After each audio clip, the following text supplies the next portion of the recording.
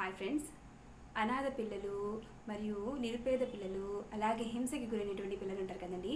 ఆ పిల్లలకి ప్రతి నెల 4,000 వచ్చేటువంటి ఒక స్కీమ్ అయితే ఉందండి.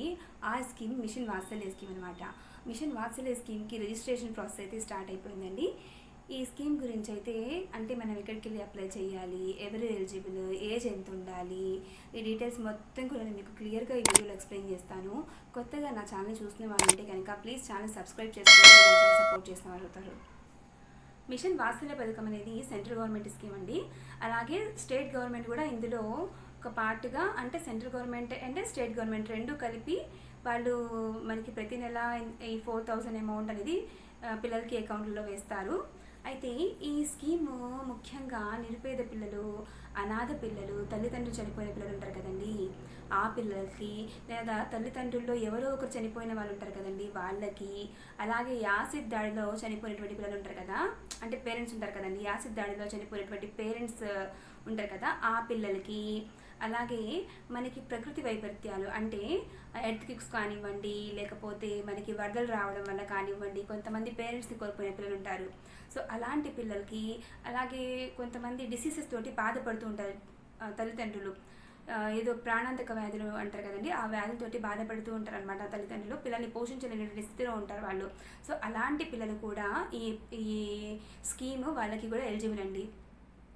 ఓకేనా. అలాగే విడాకులు తీసుకొని విడిపోయి ఉంటారు కదండి పేరెంట్స్, వాళ్ళ యొక్క పిల్లలకి కూడా ఈ స్కీమ్ అనేది అప్లై చేసుకోవచ్చు. సో అయితే ఈ స్కీమ్ అప్లై చేయడానికి కావాల్సిన డాక్యుమెంట్స్ ఇక్కడ నేను డిస్ప్లే చేస్తాను చూడండి friends. Birth certificate, income certificate, caste certificate, ration card, bank account, ఈ డాక్యుమెంట్స్ మొత్తం కూడా రెడీ చేసుకోండి. ఎవరైతే అనాథ పిల్లలు ఉంటారో వాళ్ళకి అనమాట. ఓకేనా. ఈ డాక్యుమెంట్స్ మీద గెజిటెడ్ సిగ్నేచర్ చేయించండి తప్పకుండా. ఓకేనా. గెజిటెడ్ అంటే ఎవరో తెలుసా మీకు? గ్రీన్ పెన్తో సిగ్నేచర్ చేసేటువంటి అథారిటీ కలిగిన వాళ్ళు ఉంటారు కదండి, డాక్టర్స్ కానివ్వండి, లేకపోతే టీచర్స్ కానివ్వండి, వాళ్ళు ఉంటారు. సో వాళ్ళ చేత ఈ డాక్యుమెంట్స్ మీద జిరాక్స్ తీయించి డాక్యుమెంట్స్ మొత్తం కూడా వాటి మీద గెజిటెడ్ సిగ్నేచర్ చేయించండి. ఏజ్ లిమిట్ ఎంత ఉండాలి స్కీమ్కి అప్లై చేయడానికి పిల్లలకి అంటే బర్త్ నుంచి 18 సంవత్సరాల లోపు వయసు వాళ్ళే ఉండాలి.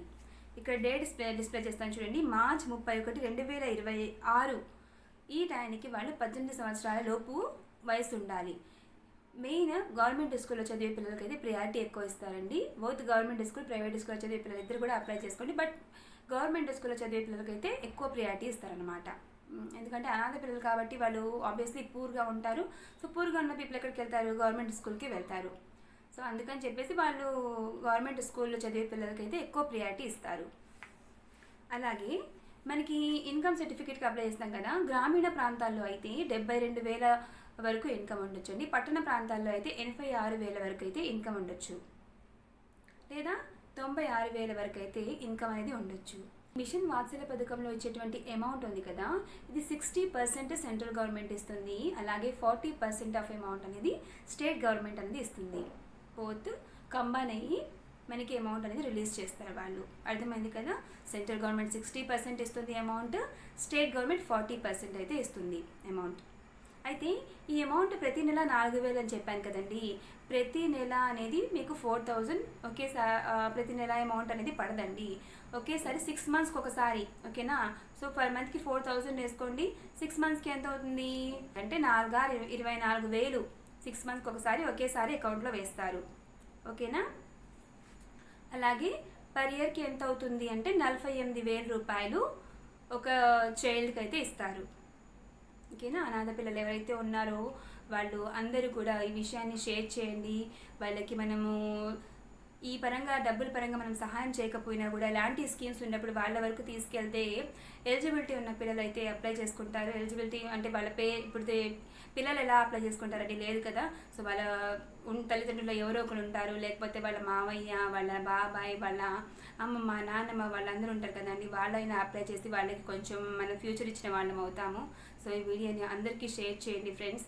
ఇది 100% జెన్యూన్ ఇన్ఫర్మేషన్. వాళ్ళకి ఖచ్చితంగా ప్రాసెస్ నేను చెప్పిన విధంగా మీరు చేసుకుంటే ఖచ్చితంగా వాళ్ళకి అమౌంట్ వస్తాయి.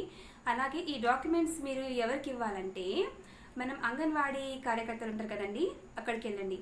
ఓకేనా. ఇది ఇప్పుడు ప్రెసెంట్ రిజిస్ట్రేషన్ స్టార్ట్ అయింది కాబట్టి ఖచ్చితంగా మీరు వాళ్ళని సంప్రదించండి ఫ్రెండ్స్. ఎవరైతే అనాథ పిల్లలు ఉంటారో, నేను చెప్పాను కదా కేటగిరీ వాళ్ళందరూ కూడా, ఎలిజిబిలిటీ ఉన్న వాళ్ళందరూ కూడా అప్లై చేయండి. మీకు తప్పకుండా అమౌంట్ వస్తాయి. ఈ స్కీమ్కి, మిషన్ వాత్సల్య స్కీమ్కి మనం ఎక్కడికి వెళ్ళి అప్లై చేసుకోవాలంటేనండి, పైన చెప్పిన డాక్యుమెంట్స్ అన్నీ తీసుకెళ్ళి మీరు అంగన్వాడీ సెంటర్స్ ఉంటారు కదా, అంగన్వాడీ కార్యకర్తలకు ఇవ్వండి. లేకపోతే ఐసిడిఎస్ ప్రాజెక్ట్ అని చెప్పేసి మనకి పట్టణ ప్రాంతాల్లో ఉంటారు, లేకపోతే ఉమెన్ అండ్ చైల్డ్ వెల్ఫేర్ అని చెప్పేసి అక్కడ మనకి జిల్లా కలెక్టర్ ఆఫీస్ ఆ సరౌండింగ్స్లో ఉంటారనమాట. అక్కడికైనా వెళ్ళి మనము ఈ విషయాన్ని